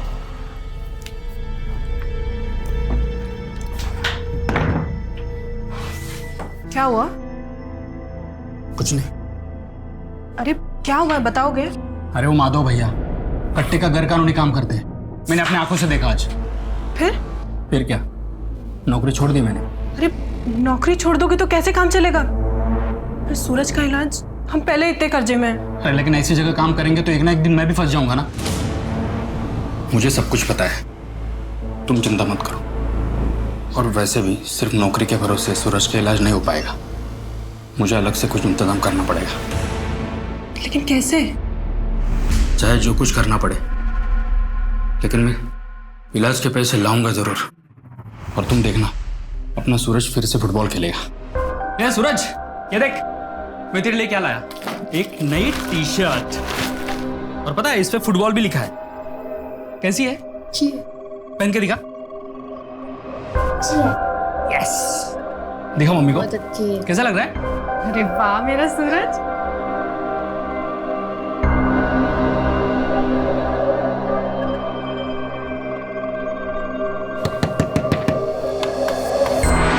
अरे दीपक तुम आओ ना, मैं चाय बना रही थी। नहीं बेला, थोड़ा जल्दी में हूँ। ये पैसे नीमा ने भिजवाया है। कल 5 टोकरियां बिकी थी ना, उसके है। वो सब ठीक है, लेकिन आओ अंदर, मैं चाय बना रही थी, अब साथ में चाय पीते हैं। अरे नहीं ठीक है। अरे आओ, क्या तुम भी? ये लो। और बताओ सूरज कैसा है? ठीक है, डॉक्टर ने बोला है कि जल्दी ठीक हो जाएगा, लेकिन पैसे बहुत लगेंगे, कम से कम 5 लाख। 5 लाख? हाँ। इतना सब कैसे करोगे आप? मैं अपने पापा से बात करूं, वो कुछ ना कुछ मदद जरूर कर देंगे। या फिर मेरे जो जेवर थे वो बेच के तुम्हारी मदद हो ही जाएगी। अरे इतना बोला वो बहुत है, मैं कुछ ना कुछ इंतजाम कर रहा हूँ ना। अच्छा, नीमा के घर से दहेज में कुछ नहीं मिला था क्या? मतलब अगर जेवर वगैरह होंगे तो वो बेच दो ना, उतनी ही मदद हो जाएगी। बेला मैं निकलता हूँ, वो क्या है ना, घर पे सब लोग इंतजार कर रहे होंगे। अरे लेकिन चाय तो खत्म कर लो। सुनो दीपक, अरे दीपक आते रहना। राशन का 2000, दवाइयों का 4.5, 6.5। अच्छा चाय बना दो आपके लिए। अरे नहीं, वो बेला के यहाँ से पी के आया हूँ मैं। अच्छा सुनो ना, वो 2000 रुपया था ना मेरे पास, उसमें से 1000 रुपये मैंने गायत्री काकी को दे दिए। उनके पास खाने के भी पैसे नहीं थे। कोई बात नहीं, किसी की मदद करना अच्छी बात होती। अच्छा क्या? पापा जल्दी आइए। सूरज क्या हुआ? सूरज अरे इसकी तबीयत खराब हो गई, इसको हॉस्पिटल लेके जाना पड़ेगा। गीता सुन, तू बेला आंटी के पास चली जा, ठीक है? मैं उनको फोन कर दूंगी, बस सीधा वहीं जाना, इधर उधर मत जाना बेटा।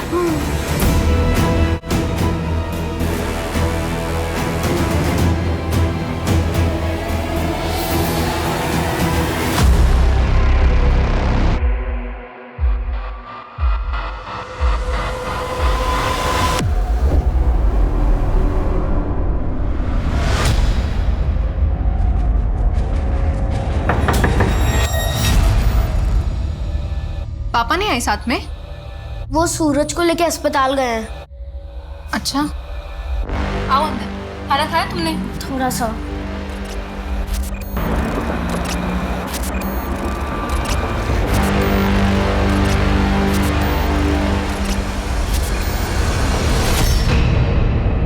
सुन नीमा, रात बहुत हो चुकी है, गीता को सुबह लाता हूँ। बेला को मैंने फ़ोन कर दिया है। डॉक्टर ने जो नई दवाई लिखी है, मैं क्या सोच रही थी, वो ले लें क्या? लेना तो पड़ेगा ही। कल मैं माजी के पास चला जाता हूँ, हो सकता है कुछ और मदद कर दे। अच्छा, आप एक बार माधव भैया से बात करके देखो ना।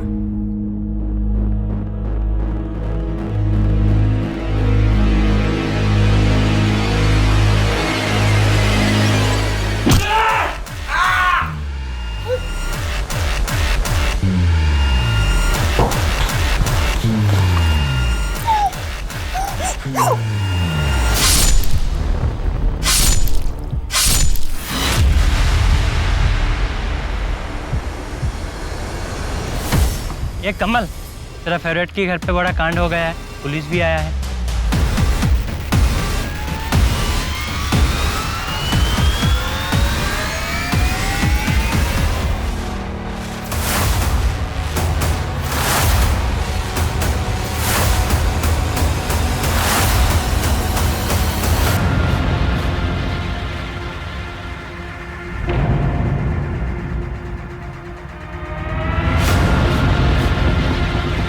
लगता है किसी भारी चीज से इसके सर पे वार किया गया। बहुत ही बेदर्दी से मारा गया।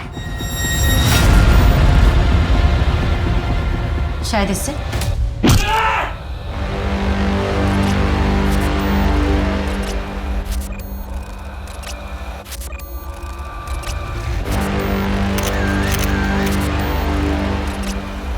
बॉडी पर सिगरेट से जलाए हुए निशान हैं। मारने से पहले बहुत ज्यादा तकलीफ दी गई इसे। लगता है कोई इनसे बहुत नाराज था। पर किससे मैम? दीपक से या नीमा से?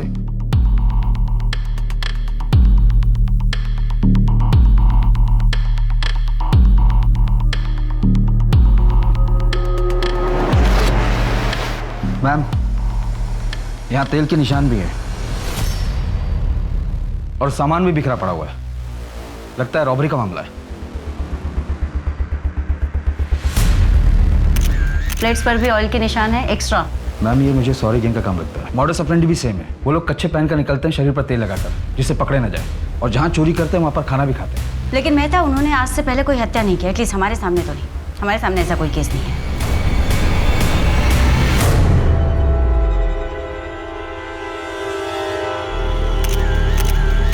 गोल्ड चेन, एस का लॉकेट भी है।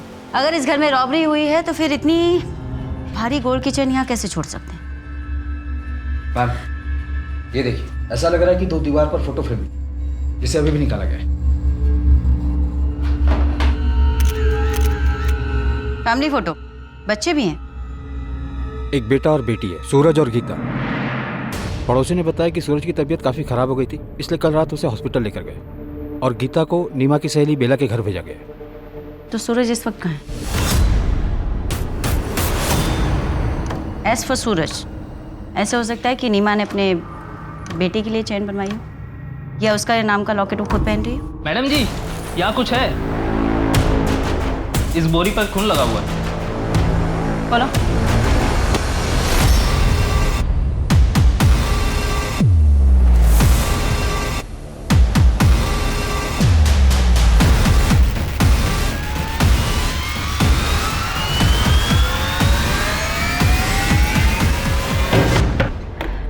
गीता कहाँ है?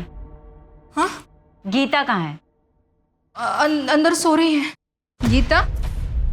गीता? अभी यही तो सो रही थी, पता नहीं कहाँ चली गई।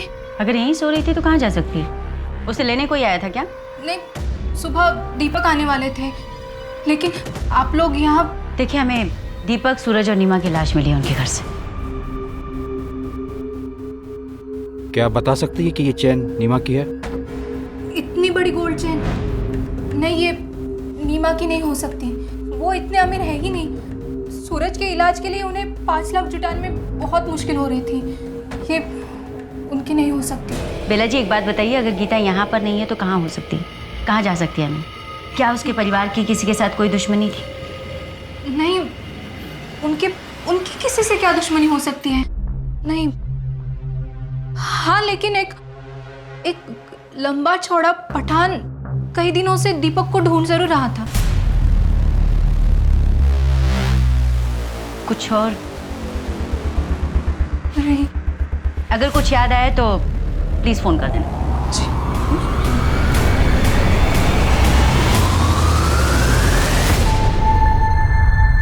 अरे यार नीमा, बहुत देर हो गई, कम से कम 1 कप चाय तो पिला दे। बस ये हाथ का काम समेट लूं, फिर बनाती हूँ। अरे तुम लोग अपना काम चालू रखो, मैं चाय बना देता हूँ। हाँ।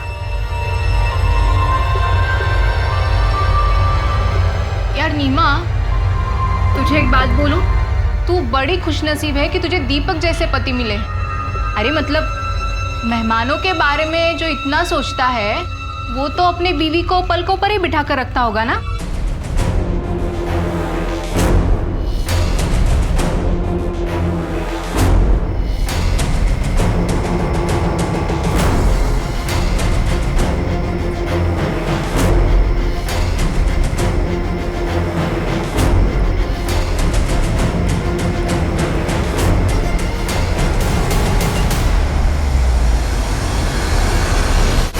क्या पूरी फैमिली मर गई? ठीक है, तो तुम अभी इतना बौखलाओ मत। मर्डर हुआ है तो पुलिस तो आएगी ही ना। ऐसा करो, तुम अंडरग्राउंड हो जाओ और तब तक इस शहर में मत आना जब तक हम ना बुलाएं। किसी काम के नहीं है मुस्टंडे, पैसा डुबा के ही मानेंगे। मैम, लोकल ज्वेलर से पता चला है कि वो केरला का डिजाइन।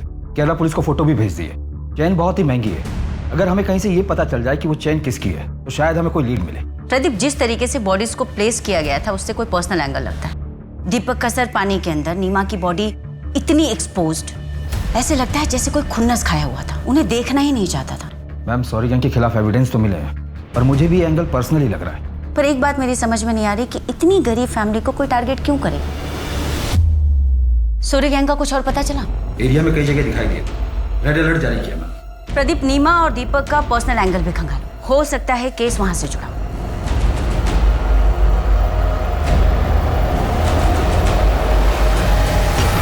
नीमा, मेरी बात सुनना। मैं तू क्यों अपनी जिंदगी खराब करने पर तुली हुई है? अपने निकम्मे पति और बच्चे की बीमारी के बोझ तले अपनी जवानी मत गला नीमा। अरे छोड़ ये सब झमेला और भाग चल मेरे साथ। मैं तुझे कोई तकलीफ नहीं होने। हिम्मत भी कैसे हुई मुझे ये सब बोलने की? ना तो मेरा पति निकम्मा है और ना ही मेरा बेटा मुझ पर बोझे। वो जगह तू अपनी फैमिली पे, समझा ना? मेरे पति और मेरे बेटे से मैं बहुत प्यार करती हूँ। दोबारा से मुझे ये सब बातें बोली ना तो पुलिस में शिकायत कर दूंगी तेरी, और मोहल्ले में भी जीना दुश्वार कर दूंगी तेरा मैं।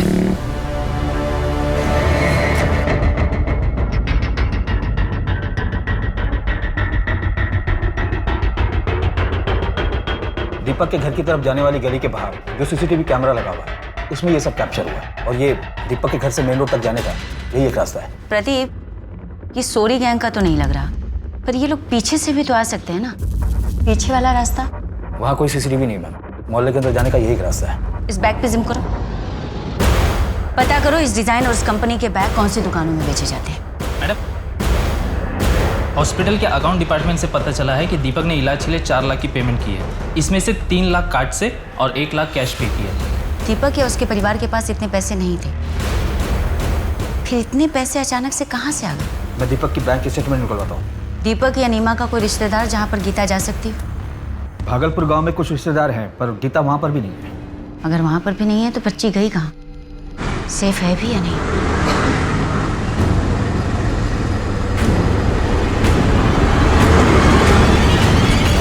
दीपक के बैंक स्टेटमेंट को चेक किया, उससे क्लियर पता चलता है कि उसने हॉस्पिटल को 3 लाख रुपए कार्ड से पे किए थे और ये पैसे किसी वैष्णवी ने उसके अकाउंट में ट्रांसफर किए थे। वैष्णवी?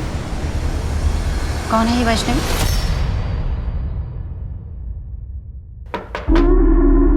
अरे आओ दरोगा, आओ। कहिए कैसे आना हुआ?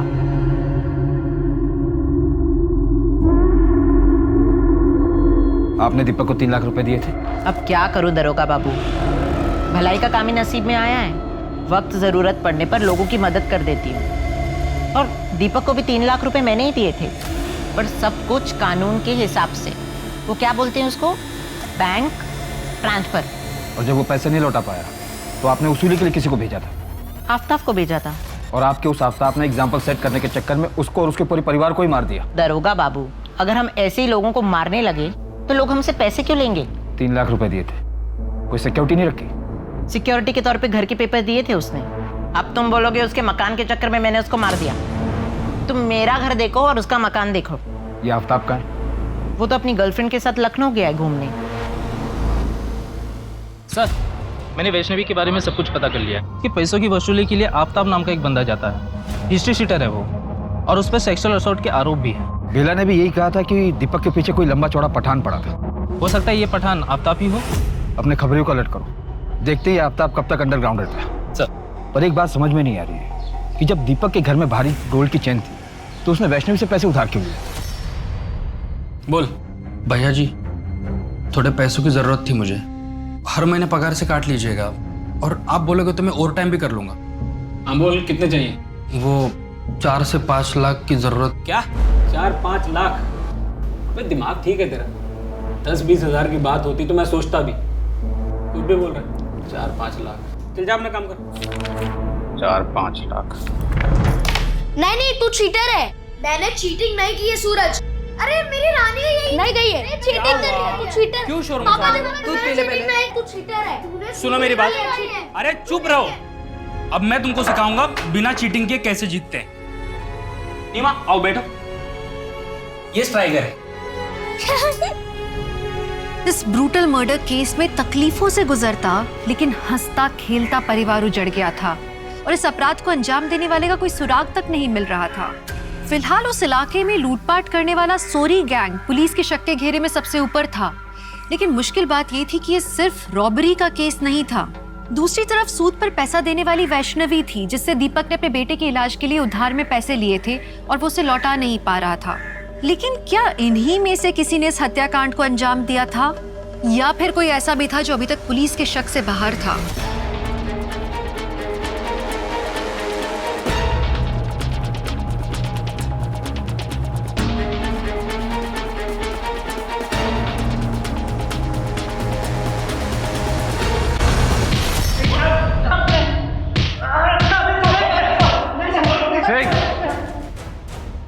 सच बता दो वरना और बुरा हाल करेंगे तुम लोगों का। सर कहा तो उस रात हमने उसी इलाके में चोरी की थी सर, लेकिन मर्डर वाली जगह पे हमारा ग्रुप चोरी करने नहीं गया था। हमने जहाँ चोरी की थी वो घर कई दिनों से बंद पड़ा था सर। सर सच बोल रहे हैं साहब। चोरी करते करते मर्डर भी करने लगे तुम लोग।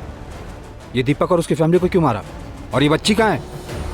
सर इसी बच्ची को मैंने उस रात सड़क पे देखा था सर। यही बच्ची है सर, डरी हुई थी और भागी जा रही थी। मेहता, अगर ये लोग सही कह रहे हैं तो फिर तो गीता जिंदा होनी चाहिए, लेकिन वो है कहाँ?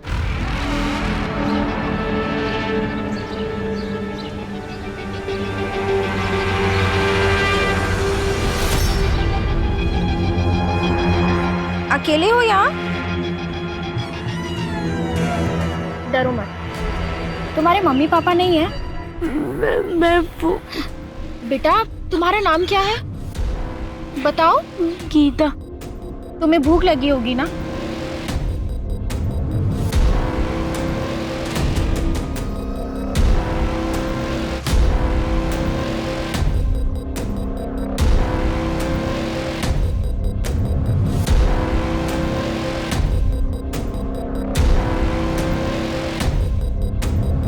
बच्चे को जानते हो आप? अरे ये तो वही है ना, दूसरे वाली गली में रहती है। सुना है इसकी माँ का मोहल्ले में किसी लड़के के साथ लफड़ा था। किसके साथ? वो तो नहीं पता। कुछ तो बताओ यार, कहाँ जाती है कहाँ आती है? अरे मैंने सुना था तो बता दिया, बाकी आप मोहल्ले में जाके पूछ लीजिए किसी भी। हाँ मुन्ना बोल। मैडम पता चला है कि दीपक अपनी नौकरी से खुश नहीं था क्योंकि उसका चक्कर और उसका किसी लड़के के साथ चल रहा था। मुन्ना तुम ये रोज रोज नई नई कहानियां मत सुनाओ, कोई सॉलिड एविडेंस और जानकारी हो तो बताओ। मैडम मुझे थोड़ा टाइम दो, मैं उस लड़के की पूरी कुंडली निकाल कर आपके सामने रख दूंगा। कामकाज में ठीक था दीपक, पर सच तो यह है कि वो अपनी सैलरी से खुश नहीं था। अपने बेटे की बीमारी की वजह से उसकी पैसों की ज़रूरत थी भी बहुत ज़्यादा। अब सर मुझे भी अपना धंधा रन करना है, किसी एक की सैलरी तो बढ़ा नहीं सकता, बाकी लोगों को भी जवाब देना पड़ता। उसका यहाँ पर किसी के साथ कोई पंगा था? नहीं, ऐसा कभी कुछ सुना तो नहीं, पर हाँ सर कुछ पता लगेगा तो आपको ज़रूर बताऊँगा। ठीक है। पोस्टमार्टम रिपोर्ट के हिसाब से दीपक के सर पर किसी भारी चीज से वार करने की वजह से उसकी मौत हुई, लेकिन उसकी बॉडी पर स्ट्रगल के कोई भी निशान नहीं। जबकि नीमा ने मरने से पहले बहुत स्ट्रगल किया, उसका रेप भी हुआ, वो भी मारने के बाद, यानी कि नेक्रोफिलिया। मतलब ये केस नीमा से कनेक्टेड है। शायद दीपक और सूरज कोलैटरल डैमेज थे। ऐसा भी हो सकता है कि कोई दीपक से नाराज हो, उससे बदला लेने का ये उसका तरीका, क्योंकि रिपोर्ट के हिसाब से पहले दीपक पर वार, फिर नीमा को मारा गया, फिर उसका रेप। नीमा और सूरज की मौत का टाइमिंग ऑलमोस्ट सेम है।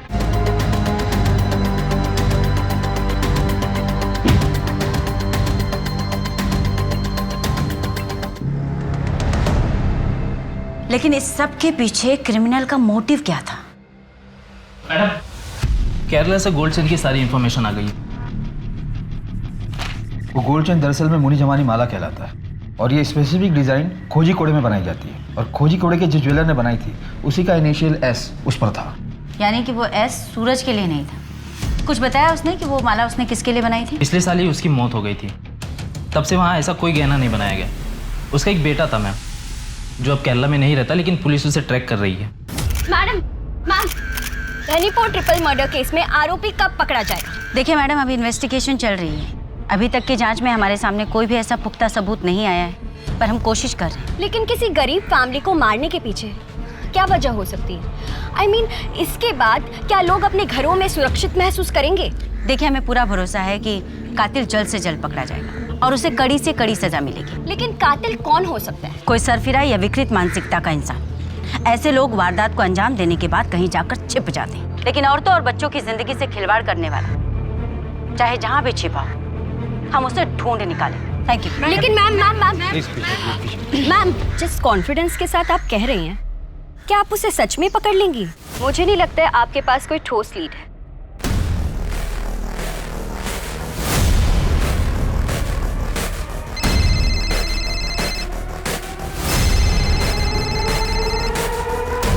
हेलो, जिस केस की न्यूज़ तुम अपने चैनल पे चला रही हो ना, उस केस का कातिल मैं ही हूँ। क्या तुम मुझसे बात करना चाहोगे? हाँ, एक मिनट, आप बस लाइन पे रहिए। पहले कभी ना दिखाए जाने वाली न्यूज, आज की सबसे बड़ी खबर हम आपके सामने लेकर आए हैं। एक ऐसे अपराध की घटना जिसके बारे में देखना सुनना तो दूर, उसके बारे में कभी किसी ने सोचा भी नहीं होगा।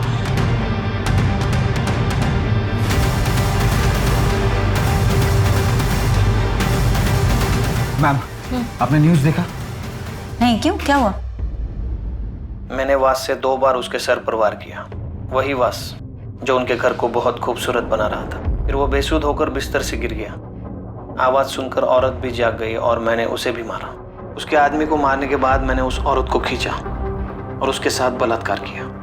उनके लड़के को मारने का मेरा कोई इरादा नहीं था, लेकिन वो जाग गया और माँ से पानी मांगने लगा। मैंने उससे कहा वापस सो जा, लेकिन वो मुझसे ही पूछने लगा कि तुम कौन हो, और मम्मी चोर, घर में चोर घुसा है, ऐसे चिल्लाने लगा। तो मैंने उसे बिस्तर के बगल में रखी ईंट से मार दिया।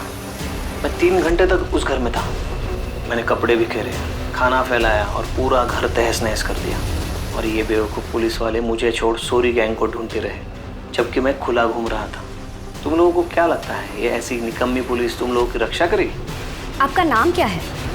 नाम में क्या रखा है, मैं आप लोगों को बता रहा हूँ, ये निकम्मे पुलिस वाले मुझे कभी नहीं पकड़ पाएंगे, क्योंकि वो मुझ तक कभी पहुँच ही नहीं सकते।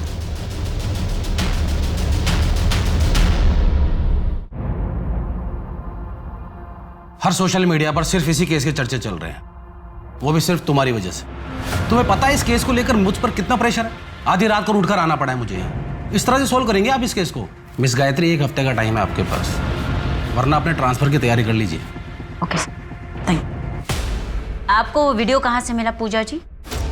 वीडियो वो तो मुझे एक रिलायबल सोर्स से मिला था। अगर उस वीडियो के फुटेजेस में कोई भी छेड़छाड़ या टेम्परिंग की गई होगी तो उस कातिल के पकड़े जाने के बाद में आप भी नहीं बचेंगे।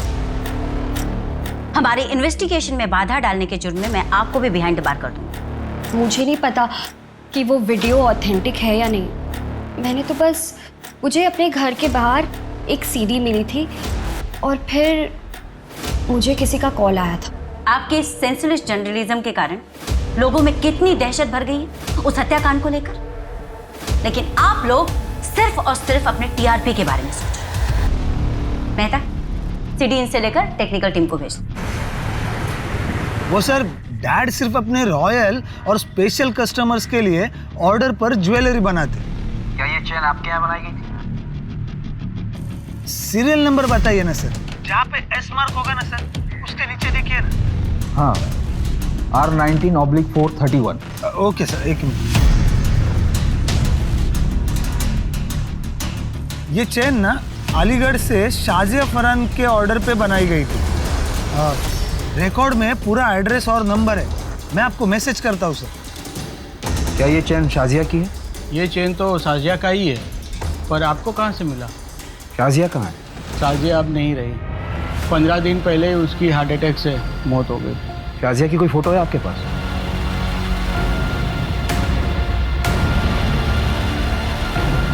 अभी ज्वेलरी के साथ उसे हमने दफन किया था। शाजिया के साथ ये बच्चा कौन है? ये हमारा नवाज़ है, शाजिया का बेटा। चैन की मिस्ट्री को सॉल्व करना पड़ेगा। एक काम करो मेहता, कोर्ट से ऑर्डर निकलवाओ, इस ताजिया की बॉडी को निकलवाते हैं, एग्जामिन करते हैं। मैम, मुन्ना का फोन भी आया था, उसने बताया कि नीमा के मोहल्ले में एक लड़का रहता है कमल, वो नीमा को पसंद करता था। ले आओ उसे भी।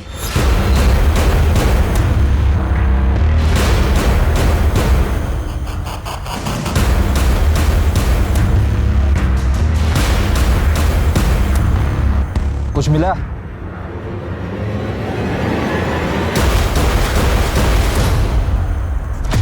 डेड बॉडी पर एक भी ज्वेलरी नहीं है। बॉडी को पोस्टमार्टम के लिए भेजो।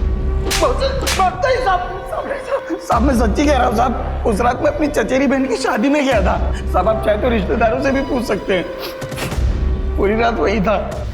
तेरी चचेरी बहन का एड्रेस दे। मैम, कमल ने बताया कि वो उस रात अपनी चचेरी बहन की शादी में गया हुआ। हमने चेक किया और मुन्ना का कहना है कि कमल का प्यार एक तरफा था, नीमा की तरफ से कुछ नहीं था। तुमने ये साजिया फरहान की फाइल पढ़ी मेहता? इसके साथ भी नेक्रोफिलिया हुआ था, जैसे नीमा के साथ, और साजिया के साथ तो उसकी डेड बॉडी को कब्र से बाहर निकालकर बलात्कार किया गया।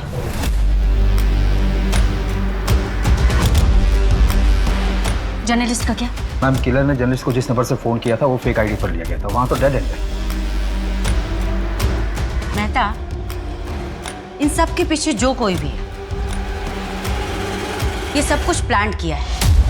वो ऑयल स्टैंड्स का प्लान करना, खाना जानबूझकर छोड़ना, नीमा के अफेयर वाली बात, दीपक के ऑफिस की प्रॉब्लम वाली बात, ये सब कुछ डेड एंड पर जाकर ठहर जाते। इसका मतलब इस केस के इन्वेस्टिगेशन को शुरू से ही गुमराह किया गया। वो क्राइम सीन सिर्फ और सिर्फ हमें मिसलीड करने के लिए क्रिएट किया गया था। क्या सच में इस हत्याकांड की जांच उस शातिर अपराधी के बिछाए जाल में उलझती जा रही थी? इन्वेस्टिगेशन में ये इशारा जरूर मिल रहा था बार बार कि जुर्म करने वाला एक नेक्रोफिलियाक है। अपराधी इतना शातिर था कि हर मिला हुआ सुराग अधूरा था।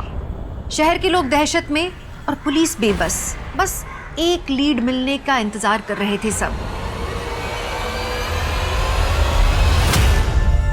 पापा, आपने फिर से पकड़ लिया। मेरा चुपकली इधर बैठा है, आजा बाहर, चल चल। अब मम्मी को ढूंढते, आजा। मम्मी मम्मी मम्मी कहाँ छुपी है?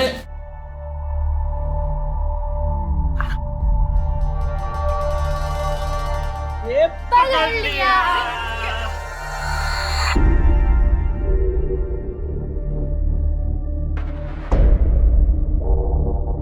जिस दिन शाजिया की मौत हुई थी उस दिन शाजिया के घर पर कोई ज्वेलर आया था। शाजिया ने अपनी सहेली को फोन करके कहा था कि अगर उसे ज्वेलरी देखनी हो तो उसके घर आ जाए, क्योंकि वो ज्वेलर बहुत ही सस्ते दामों में ज्वेलरी बेच रहा था। हालांकि शाजिया की सहेली शाजिया के घर नहीं आई थी और शाम को जब शाजिया के पेरेंट्स घर आए तो उसकी मौत हो चुकी थी।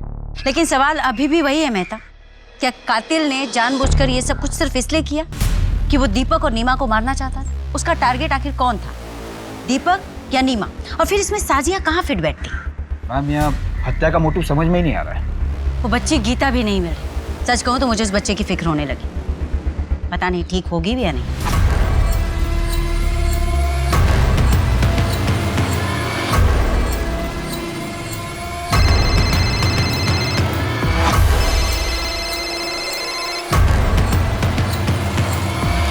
हेलो, ठीक है मैं निकला।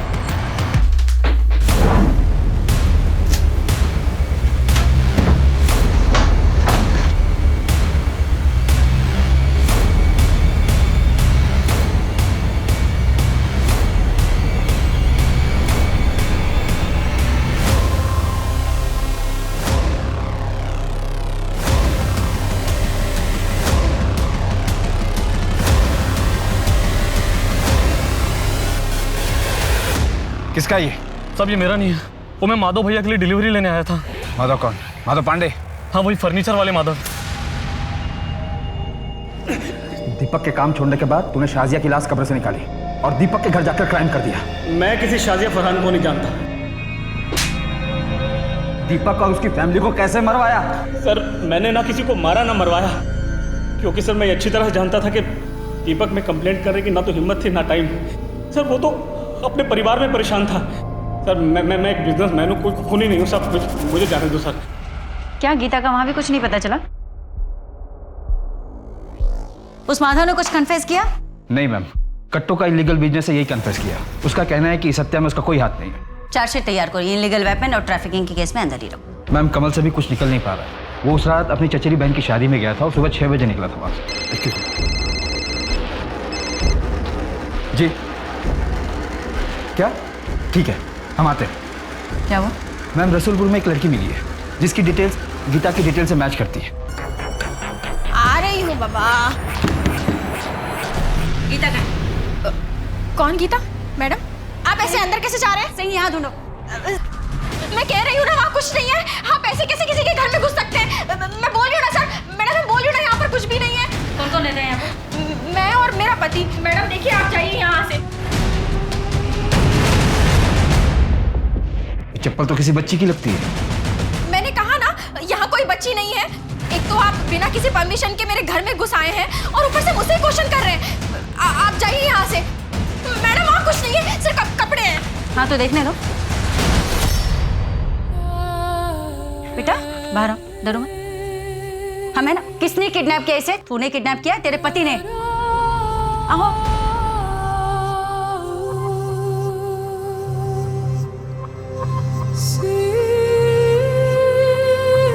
मैडम मेरा कोई बच्चा नहीं है, मैं माँ नहीं बन सकती। इसलिए जब मैंने गीता को देखा तो मेरा मन नहीं माना और मैं अपने साथ अपने घर ले आई। हमारे पास बहुत पैसा है लेकिन मेरा पति शराबी है, इसलिए मैंने गीता के बारे में अब तक उन्हें कुछ नहीं बताया। पता नहीं गीता किसी भी आदमी को देखती है तो ऐसे डर जाती है कि अलमारी में जाके छुप जाती है। अगर ऐसी बात है तो तुमने पुलिस स्टेशन में इन्फॉर्म क्यों नहीं किया? हम पिछले 15-20 दिनों से इस बच्ची की तस्वीर लेकर यहाँ वहाँ ढूंढ रहे। मैंने न्यूज़ में देखा था कि मर्डरर ने किस तरीके से आप लोगों को चैलेंज किया था। मुझे गीता की जान की चिंता है, इसलिए मैंने किसी को कुछ नहीं बताया। हाँ लेकिन गीता ने अपने माँ बाप के कातिल को देखा है।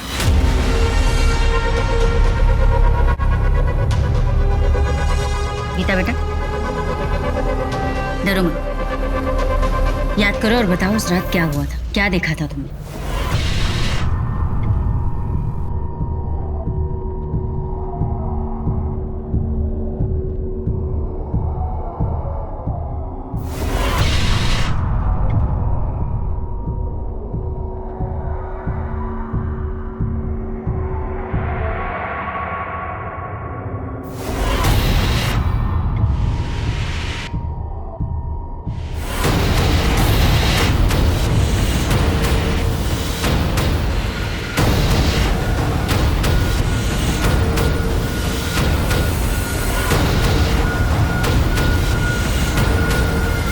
मैंने उसका चेहरा नहीं देखा, उसकी सिर्फ पीठ ही नजर आ रही थी।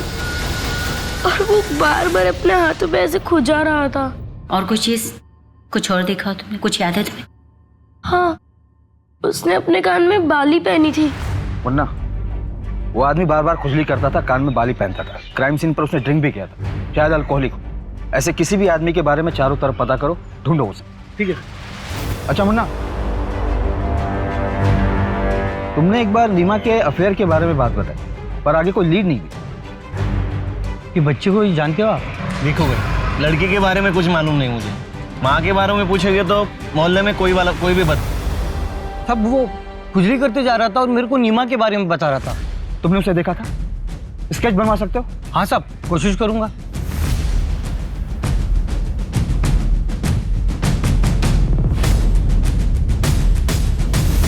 मर्डर के दूसरे दिन ही वो हमारी आंखों के सामने था, हमें मिसलीड करता रहा और हम उसे नहीं पहचान पाए। आज की तारीख में हमारे पास केवल उसका स्केच है और हम उसके बारे में कुछ नहीं जानते। हेलो, क्या? कहाँ? कोलकाता? आप मुझे फैक्स कर सकते हैं? जी, please note down the number 44346110। Kolkata में भी आज से 2 साल पहले नेक्रोफेलिया का केस हुआ था, वहां भी विक्टिम का बेटा गायब।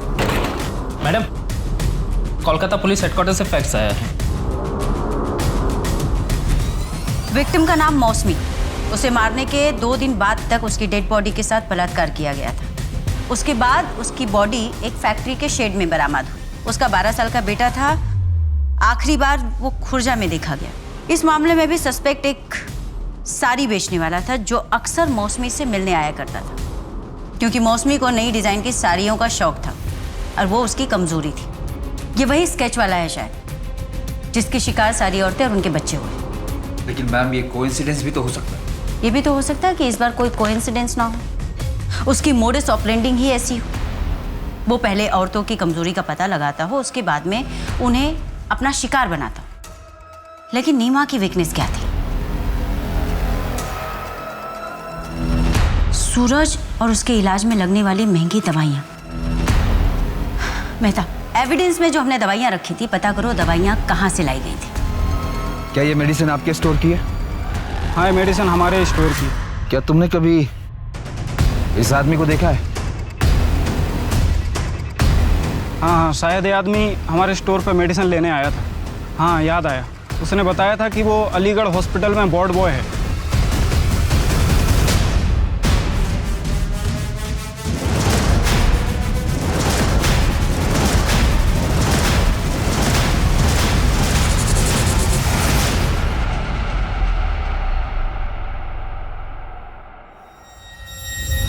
अरे सूरज, सूरज, मना किया ना तुझे, कभी सुनता नहीं है मेरी बात।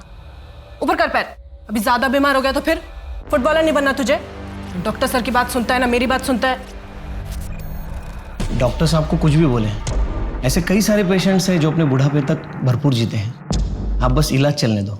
दवाइयाँ इतनी महंगी है और कुछ समझ में नहीं आ रहा, कुछ बेचने के लिए भी नहीं बचा अब तो हम लोगों के पास। मैं एक आदमी को जानता हूँ जो ऐसे बीमारियों की दवाई आधे से भी कम दाम में देता है।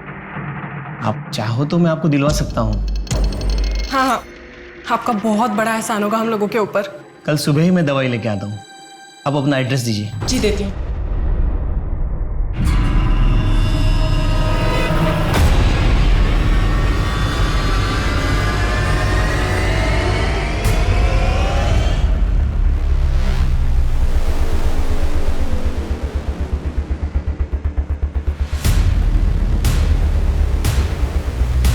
चेक करो।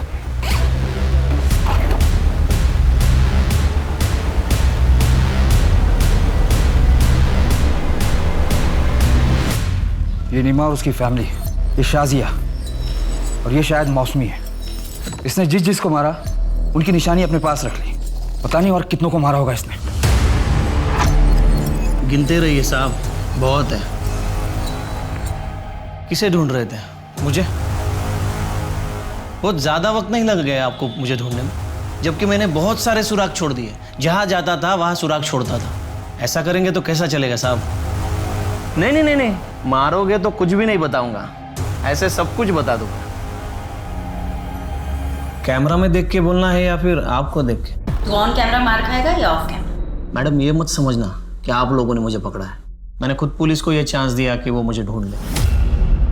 दरअसल अब मैं भी चाहता हूँ कि पूरी दुनिया को मेरी कहानी पता चलनी चाहिए।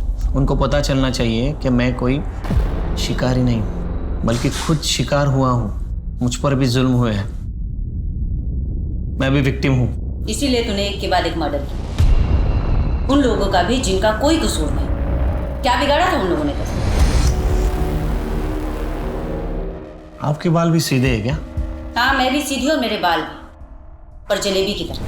तू ये बता कि सूरज और नीमा ने तेरा क्या बिगाड़ा? मैंने तो उसकी मदद करी है। कैसे डांट रही थी उसे? मना किया ना तुझे, क्यों उतर रहा है बेड से? कभी सुनता नहीं है मेरी बात। नवीन बेटा क्या हुआ? रो क्यों रहा है? ऐसा कर, जी भर के रो ले। रोने से ना जी हल्का हो जाएगा। वैसे भी रोने से कोई नामर्द थोड़ी हो जाता है। और तू तो मेरी बहादुर लड़की है ना? बाबू, लड़की जैसे रहना अच्छा नहीं लगता। तू एक लड़की है। नहीं माँ, मैं एक लड़का हूँ और रोज ऐसे लड़कियों की तरह सजूंगा नहीं। तू लड़की है और लड़की की तरह ही रहेगा और तुझे रोज सजना पड़ेगा, समझा? मैं लड़कियों की तरह नहीं सजूंगा।